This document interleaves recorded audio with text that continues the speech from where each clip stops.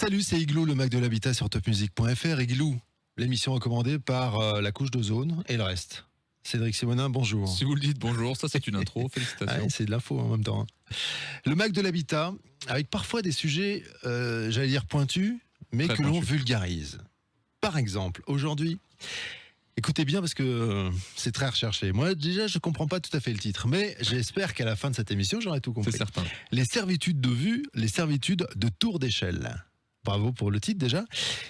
Et bonjour David Gillig. Bonjour Eric, Comment ça va? super, Depuis toujours un très mois. agréable d'être en vos locaux. Ah ben, très agréable de vous recevoir. Surtout avec ce type d'émission, moi je m'éclate comme un fou. Voici donc cette émission autour des servitudes de vue et des servitudes de tour d'échelle.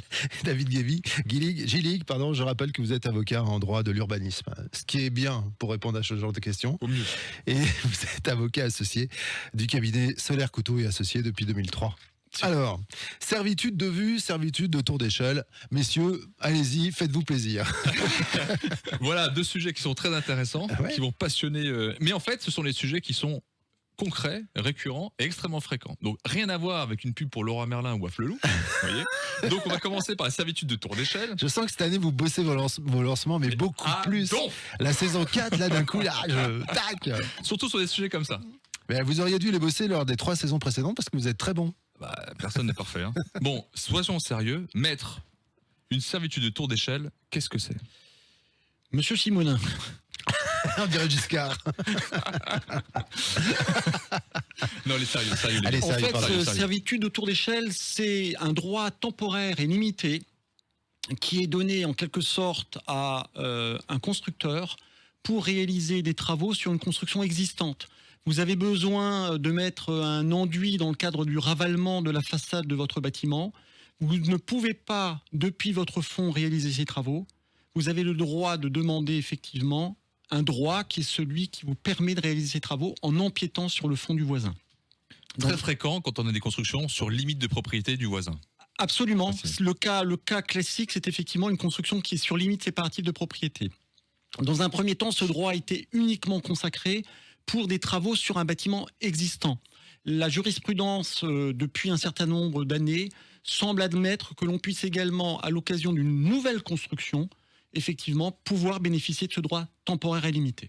Mais on ne saccage pas le terrain du voisin. On ne peut pas effectivement, enfin on peut, mais la difficulté c'est que si on réalise des travaux et que on génère des dommages sur le fonds du propriétaire voisin, il va vous assigner devant le tribunal et donc demander la réparation du préjudice qu'il a subi.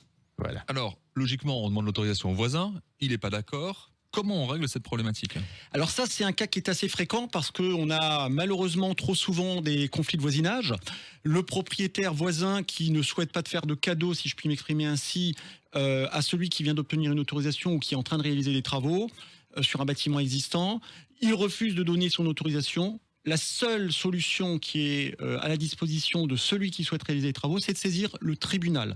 Idéalement, il va saisir ce que l'on appelle le juge des référés. C'est un juge de l'urgence qu'il va saisir pour obtenir l'autorisation d'empiéter sur le fonds du voisin pour réaliser les travaux.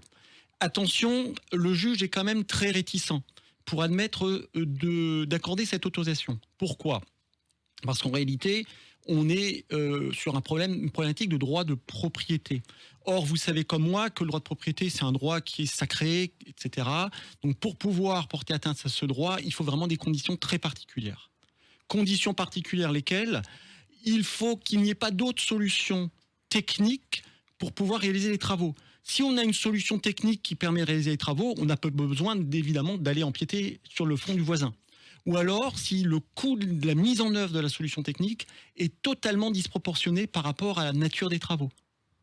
Est-ce que il faut produire dans ce cas-là l'avis d'un professionnel expert? Oui, je le recommande très vivement. Vous devez effectivement vous entourer d'un avis qui a été établi soit par un architecte, soit par un bureau d'études techniques qui va effectivement certifier qu'il n'y a pas d'autre solution technique pour réaliser vos travaux qu'en passant chez le voisin, ou que le coût de la mise en œuvre de la solution technique, encore une fois, représenterait 5 fois ou 10 fois la valeur des travaux à réaliser. Et est-ce que le voisin peut exiger une indemnité ? Absolument. Devant le juge judiciaire, et c'est le juge judiciaire qui finalement fixera le montant de l'indemnisation, le propriétaire voisin pourra demander la compensation du préjudice. Alors, les chiffres qu'on peut annoncer au regard de la jurisprudence, il y a des cas où on a admis que on puisse obtenir, en fonction de la durée de l'empiètement, entre 800 et 1000 euros par mois d'occupation du fonds voisin. Oui, sans prendre en compte les éventuellement dégâts et dégradations Tout à causés fait, par... qui, elles, donnent lieu effectivement à une indemnisation complémentaire et autonome.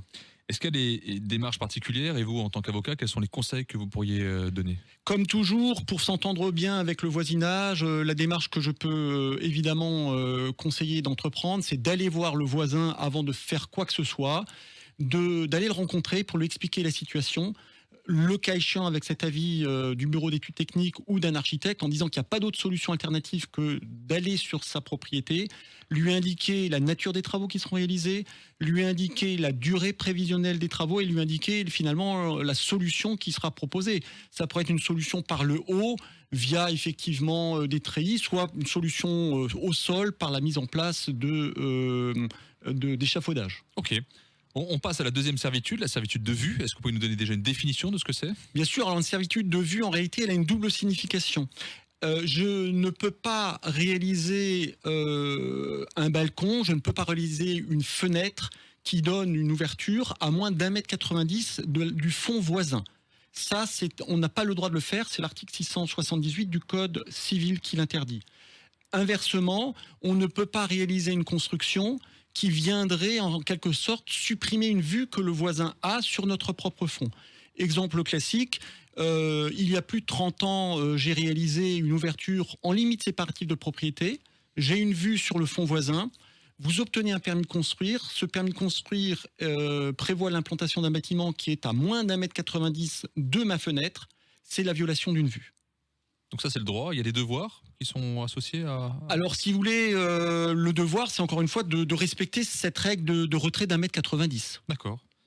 Maintenant, est-ce qu'on peut faire le distinguo, parce qu'on le voit souvent, vous savez, ces murs en briques de verre, etc. Est-ce qu'on peut faire le distinguo entre cette servitude de vue et ces fameux murs en briques de verre Bien sûr, donc ce qu'on appelle les pavés ou les briques de verre, effectivement, ça ne crée pas, au sens juridique, une véritable vue. C'est simplement un moyen d'obtenir le passage de la lumière, donc ce n'est pas assimilable à un droit de vue, de sorte qu'un constructeur peut valablement, si vous voulez, s'appuyer sur un bâtiment qui bénéficie d'une brique de verre, de la même manière que celui qui souhaite construire en limite séparative de propriété peut parfaitement mettre une brique de verre sans que ça constitue la violation d'une servitude de vue. Et si par exemple un constructeur vient supprimer cette brique de verre en s'implantant finalement devant, on n'obtiendra pas la démolition du bâtiment.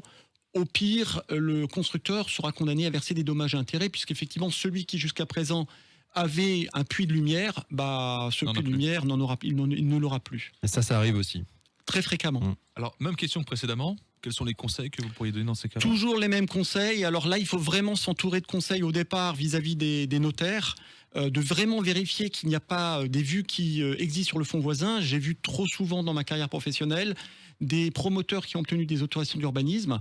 Personne n'était allé vérifier qu'il y avait une vue qui avait été acquise par prescription. Vous avez probablement déjà entendu cette notion de prescription acquisitive, c'est-à-dire de pouvoir acquérir un droit par prescription au bout de 30 ans.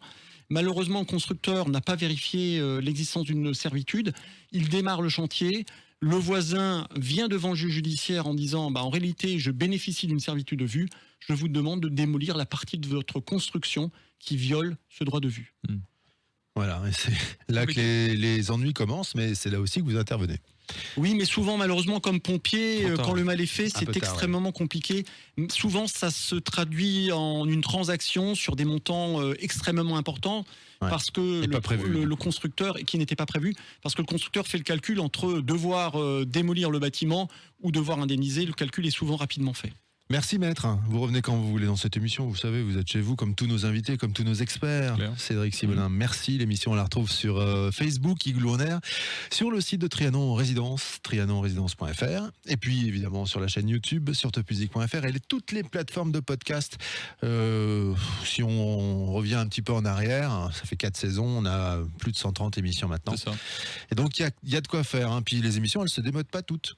Hein. Il y a évidemment des émissions sur sur le crédit, par exemple, ça se démode, mais il y en a d'autres. Celle-là, par exemple, on pourra la regarder, l'écouter dans 5 ans. Enfin, à moins que les lois changent. Encore. Ça ne changera pas parce qu'en réalité, on est sur le code napoléonien de 1804, qui évolue très peu. Très bien. Donc on pourra l'écouter dans 100 ans. Merci, messieurs. À très vite. Avec plaisir. Au revoir.